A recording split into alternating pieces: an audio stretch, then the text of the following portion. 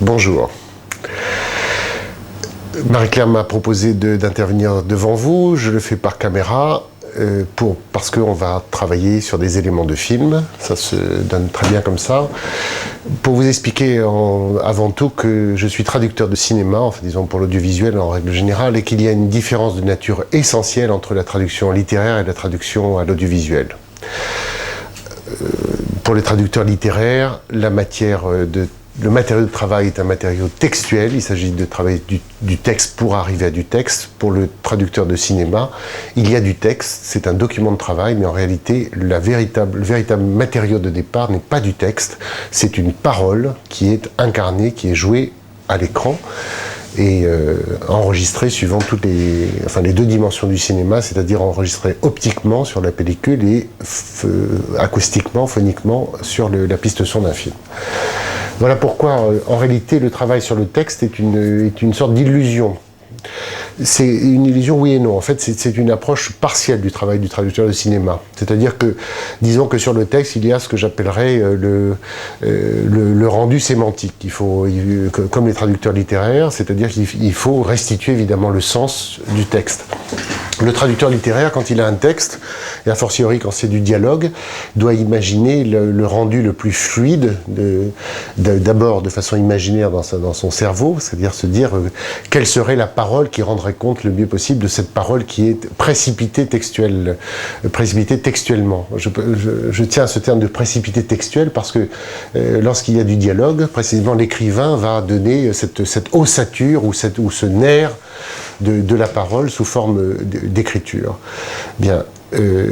Donc le document de travail qu'on a nous donne finalement les contours sémantiques ou les contours très généraux. Le traducteur littéraire donc doit s'imaginer le rendu prosodique, la musique possible, de façon virtuelle, la musique possible qui serait celle du personnage qui s'exprime de façon typographique sur la feuille de papier.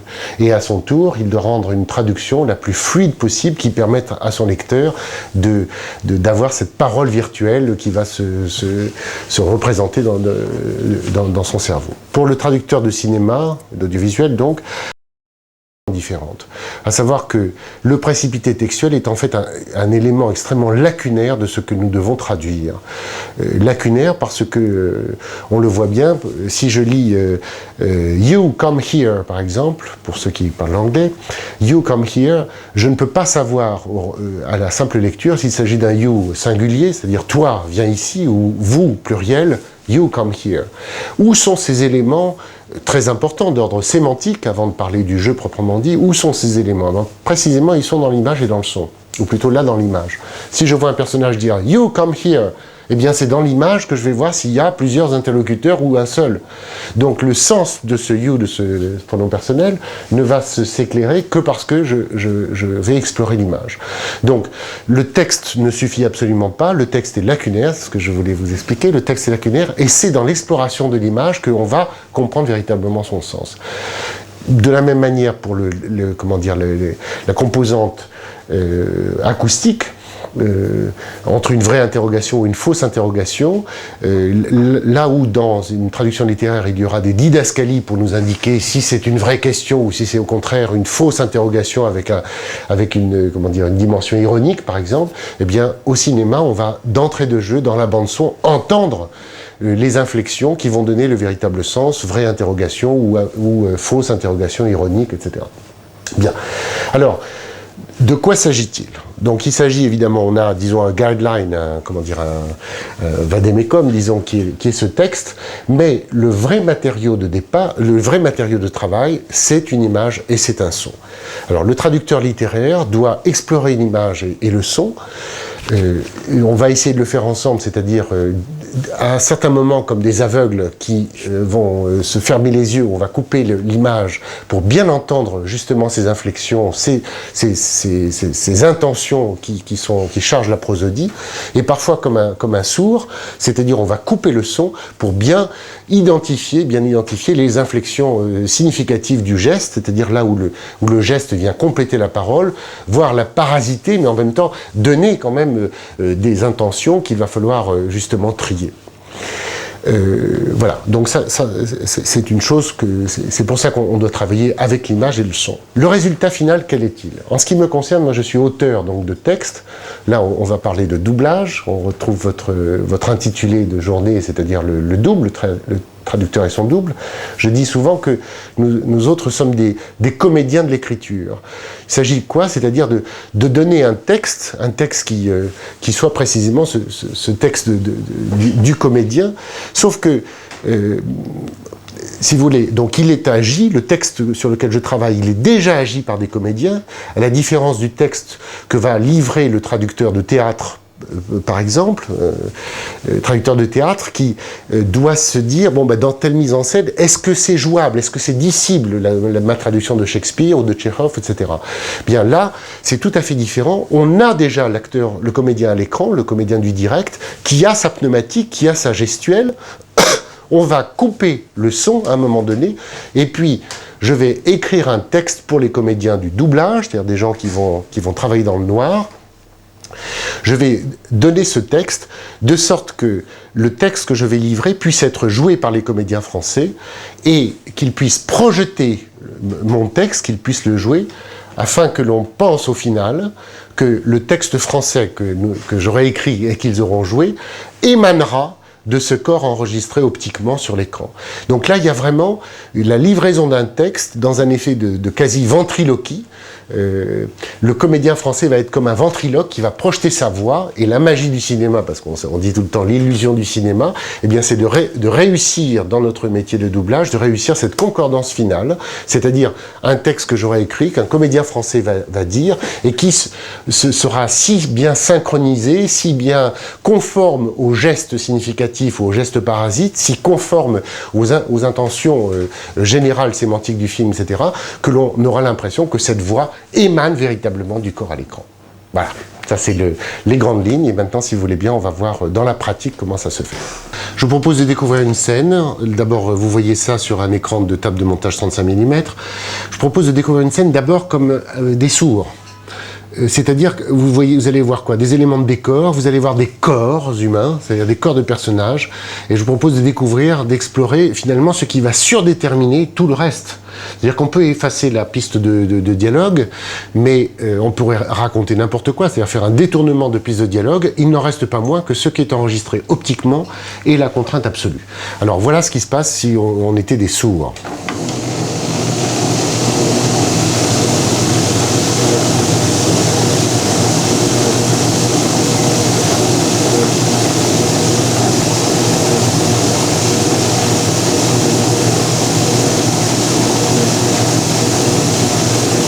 Bon, alors je m'arrête. Pour vous, c'est peut-être insignifiant, c'est pas très intéressant, on a vu ça tout le temps, sinon c'est un peu bizarre d'aller au cinéma comme des sourds, mais en même temps, je peux vous dire que tous ces mouvements de la main, vous voyez, que l'on voit, voilà. En linguistique, on va dire, est-ce qu'il y a un déictique qui s'accroche à ça, c'est-à-dire un pronom démonstratif. Tous ces mouvements de la main pendant qu'un personnage parle, en fait, sont autant d'accents gestuels intellectuels, c'est-à-dire pour bien marquer qu'ici, il y a une intention, il y a un sens qu'il va falloir marquer. C'est tout ça qui va déterminer le travail, enfin, surdéterminer le travail du traducteur. Voilà des gestes, sont-ils parasites? Voilà, autant d'inflexions. Voilà, on peut pas, vous êtes bien d'accord qu'on ne peut pas raconter n'importe quoi sur un tel mouvement.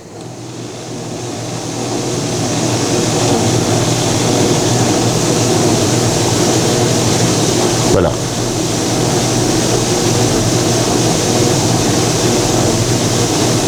Alors, excusez-moi, je reviens dessus. Vous voyez, là c'est typique, les hochements de tête, les accents intellectuels. Regardez ce personnage, voilà, boum, boum, boum, ça c'est des mots importants. Vous savez, dans notre métier, quand on est très fatigué, on dit synchrone, priez pour nous. En fait, on parle de synchrone, pourquoi? Parce que, le b.a.-ba du doublage, c'est de dire il faut respecter les mouvements des lèvres. Je vais vous le faire en ralenti. Bouche fermée, bouche ouverte, refermeture, ouverture, ouverture, fermeture, refermeture. Voilà. C'est quoi? C'est de la parole, hein?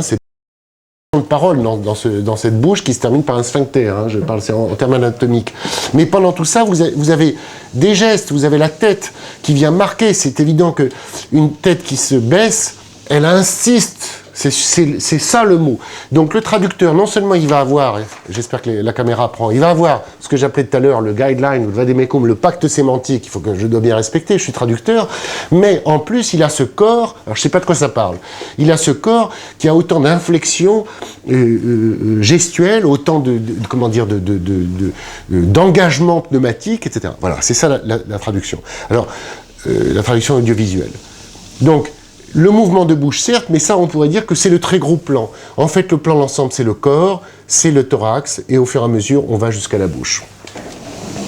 Bon, il est temps de découvrir la scène, peut-être avec le son, on va le faire. J'espère que parmi vous, certains sont anglophones.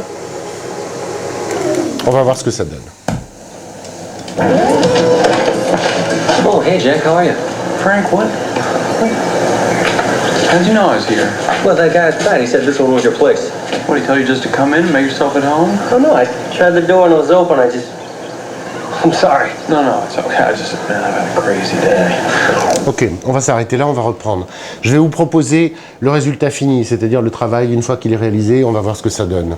Donc, j'ai travaillé, c'est un film difficile, d'abord parce que je le trouve bête, mais d'autre part parce que le personnage de droite, voilà, celui-là, il a une bouche très très particulière.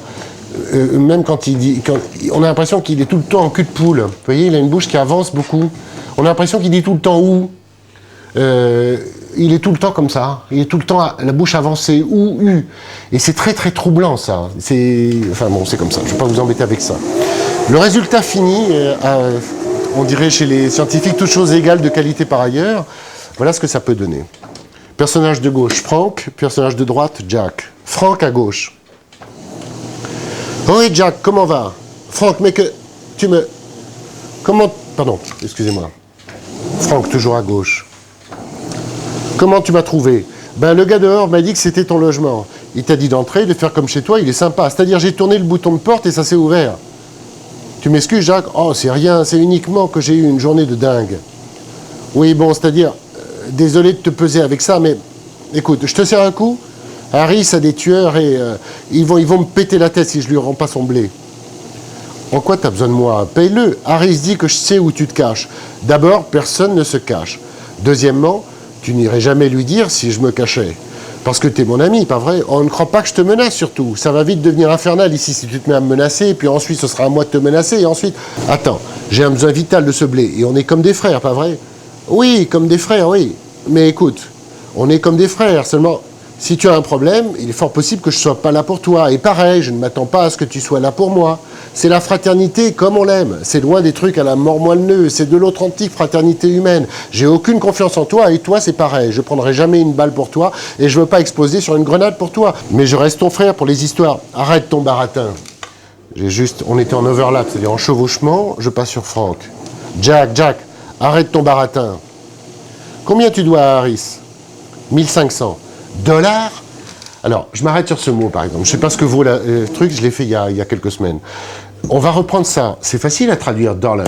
Regardez, les dollars. 1,500 Dollars. Ok, il n'y a rien de plus simple pour un traducteur littéraire de traduire dollars par dollars par dollar. Seulement, regardez comment il le fait. Vous avez vu? Regardez encore. Alors maintenant, j'essaye ma ventriloquie.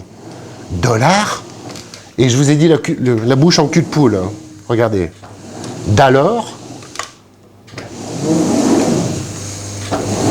Tour Eiffel. Authentique. Bon. Il a dit 1500, on va essayer. 1500? Non, vous voyez? Voilà le problème. Bon, le dollar, j'ai mis dollar comme traduction, mais je ne suis pas tout à fait satisfait parce qu'en fait, dollars, il écrase sur le S, et donc en fait, il y aurait de la place pour mettre autre chose. Ou alors, regardez, l'autre dit 1500 dollars. Alors, 1500, tant que ça? Non, c'est toujours pas ça la bonne solution. On va en rester à la première que j'avais laissée. Dollars. Tu crois que j'ai 1500 $? Non, mais tu as la technique, tu es un expert. On continue. D'accord. J'ai un truc sur lequel je bosse en ce moment. Peut-être que je pourrais te brancher dessus. Oui, merci, c'est géant. Tu sais, je te remercie, sérieux. Et tu veux peut-être m'en parler maintenant? Je veux régler les derniers détails. Je veux te frimer un peu. Oui, d'accord, je te remercie.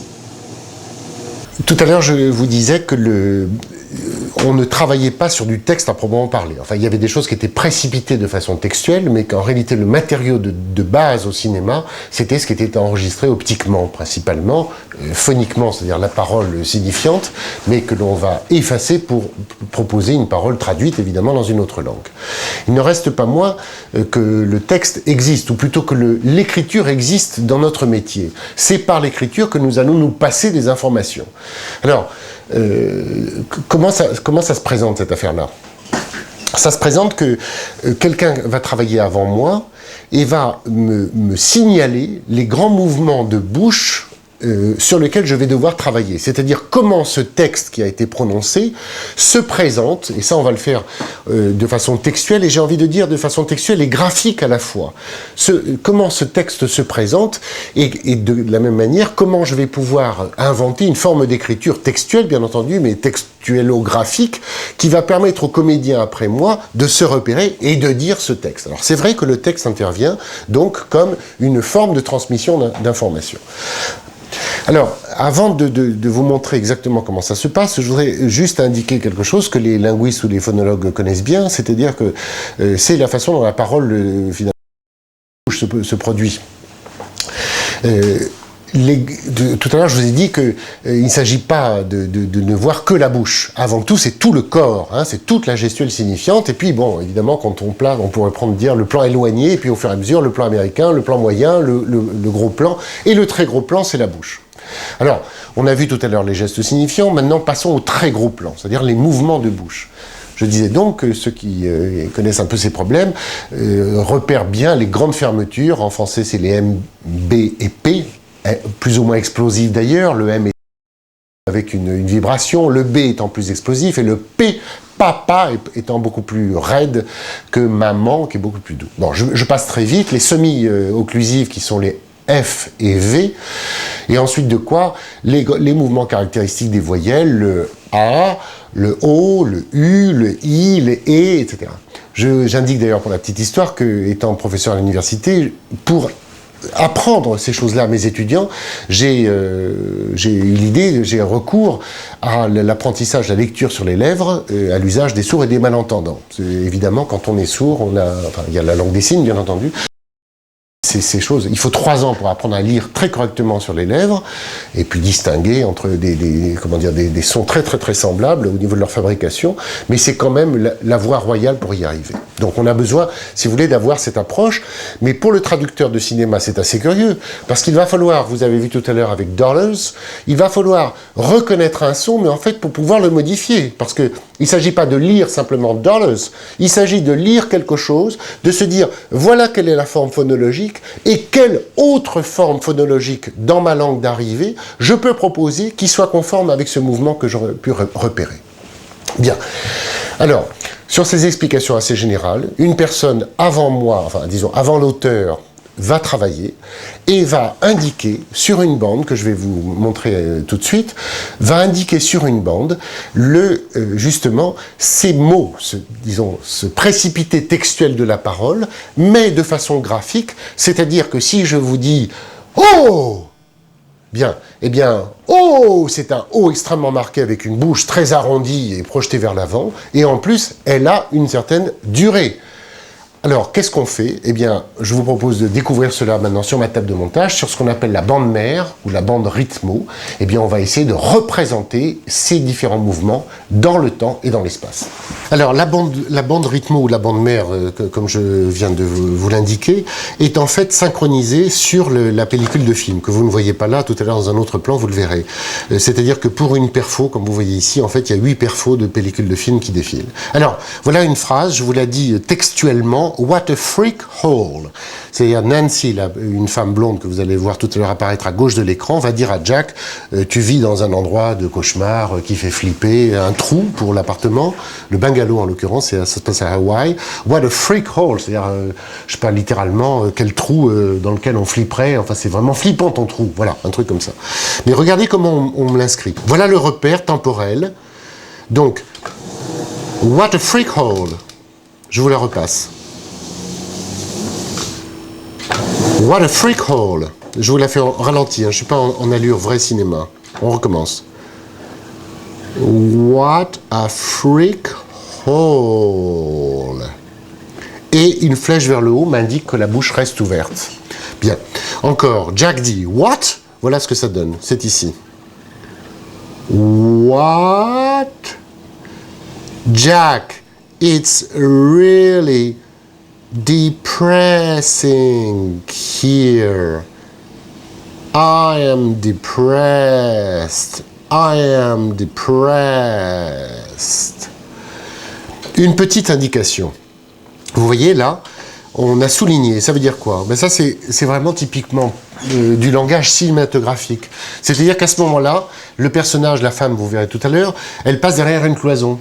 Là, on n'est plus dans de la parole, on peut dire. C'est que la mise en scène cinématographique fait qu'on ne voit plus la bouche. Donc, on pourrait raconter, je pourrais mettre le nom de mes enfants. C'est ce que je faisais pendant des années. Je mettais tout le temps le nom de mes enfants. Peut-être pas dans une scène comme celle-ci, quand même. Bien. Alors, reprenons. L'image se brouille. Mais pour vous indiquer quoi? Pour vous indiquer que, avec l'espace de cette bande et avec son défilement dans le temps, on va essayer de représenter ce que maintenant je vous fais découvrir de façon sonore. Vous êtes des aveugles, mais vous n'êtes plus des sourds. Et bien voilà ce que ça donne. What a freak hole. What? Jack, it's really depressing here. I'm depressed. I'm depressed. On recommence.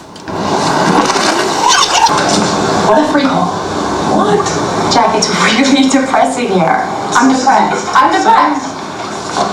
On continue un petit peu. It's one of the things I like about is how depressing it is. It's like where dreams go to die. Ok, je vous la donne parce qu'on n'entend pas très bien.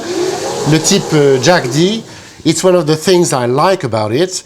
It's how depressing it is. It's like where dreams go to die.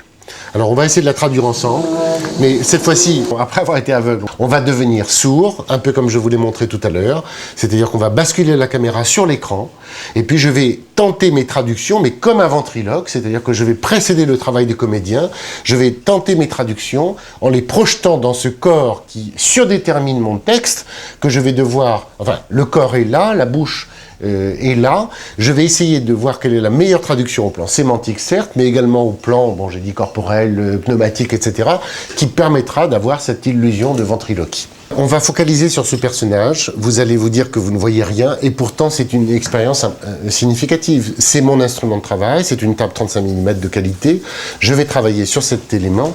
Quand vous serez au cinéma, cette bouche-là, elle va faire 15 à 20 cm de large. Et par contre, quand ce film va passer à la télévision, cette bouche-là sera encore plus petite, ou grosso modo comme ça, mais l'image aura perdu en définition. Alors, vous avez entendu tout à l'heure, et on a lu What a Freak Hole, voilà ce que ça donne au ralenti, je précise. Regardez. What, vous voyez, c'est fermé. A freak, vous voyez le feu, on voit ses dents. Et ensuite, cette fermeture très caractéristique, hole. Voyons maintenant la même phrase, mais dans sa dynamique réelle. What a freak hole. Bien, on va essayer de traduire. Alors j'ai triché un peu parce qu'en attendant, je crois avoir trouvé la solution. Mais on va essayer. C'est flippant comme trou. Vous voyez, trou passe sur hole. Ça, c'est sûr. Essayez de regarder, essayez de trouver une solution, genre tu habites dans cette horreur ou un truc comme ça. What a freak hole. Quoi, tu vis dans ce trou? Voilà, ça c'est synchrone. Vous voyez, je fais le ventriloque. Quoi, tu vis dans ce trou? Bon, ça pourrait être une première solution. Je vais l'écrire sur la bande que vous avez lue tout à l'heure. Mais on va essayer quand même de trouver une solution où il y aurait cette notion de freak, parce que pour le moment, je n'ai pas tout traduit. C'est flippant ce trou. Ouais, on peut peut-être essayer. En mettant le feu de flippant sur what et le peu sur le peu de flippant sur le freak. Ça donnerait ça. C'est flippant ce trou. Encore. C'est flippant ce trou.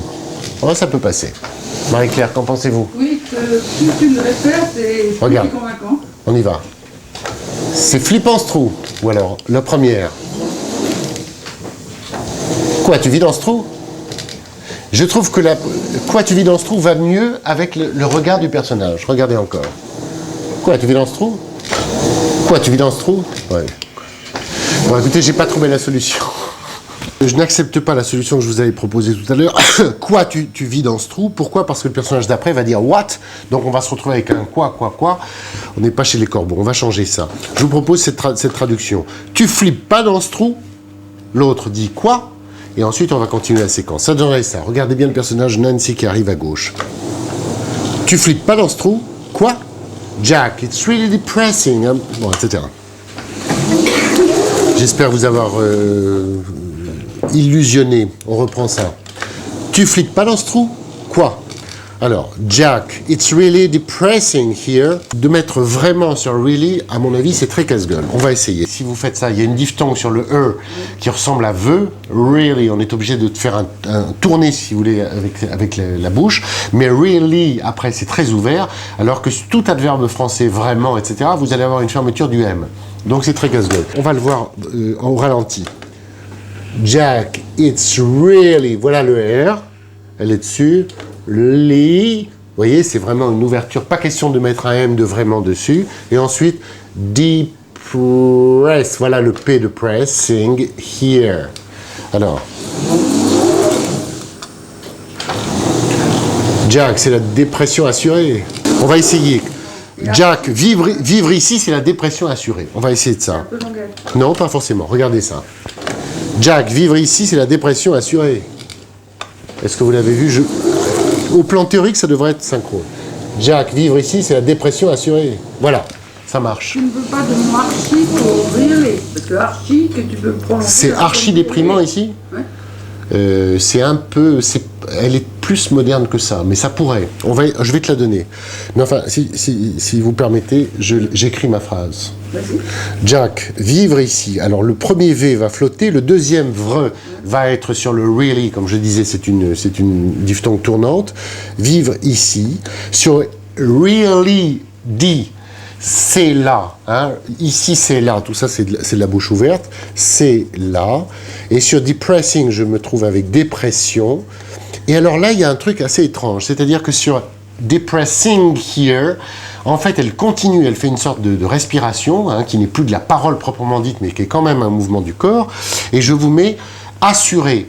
Assuré ne demande aucune fermeture de bouche et peut très très bien passer pour un simple mouvement pneumatique. Alors je l'écris et on va la relire ensemble. Alors je vous donne les 3 premières phrases. Regardez maintenant, si vous voulez bien. Nancy, Jack, Nancy. Nancy. Tu flippes pas dans ce trou? Quoi? Jack, vivre ici, c'est la dépression assurée. Voilà. Je pense que c'est à peu près synchrone. On va arrêter là et puis on va pouvoir parler maintenant de vive voix les uns avec les autres. Marie-Claire. L'anglais. Si, bien sûr. Avec le son, maintenant que vous avez été sourd, maintenant le son et la voix, tout en même temps. What a freak. What? Jack, it's really depressing here. Ce que j'avais pas remarqué, c'est qu'elle dit... Tu flippes pas dans ce trou? Quoi? Jack, vivre ici, c'est la dépression assurée. Ok. Elle rit sur le really. Oui, mais ça, le rire justement sur... ça, je vais vous le faire, je suis pas comédien, mais je peux le faire, ça donnerait ça. Quoi? Jack, vivre ici, c'est la dépression assurée. Vous voyez? Ça se joue. Voilà, je vous propose qu'on arrête sur ces présentations un peu théoriques et pour qu'on puisse passer à un rapport plus direct entre nous.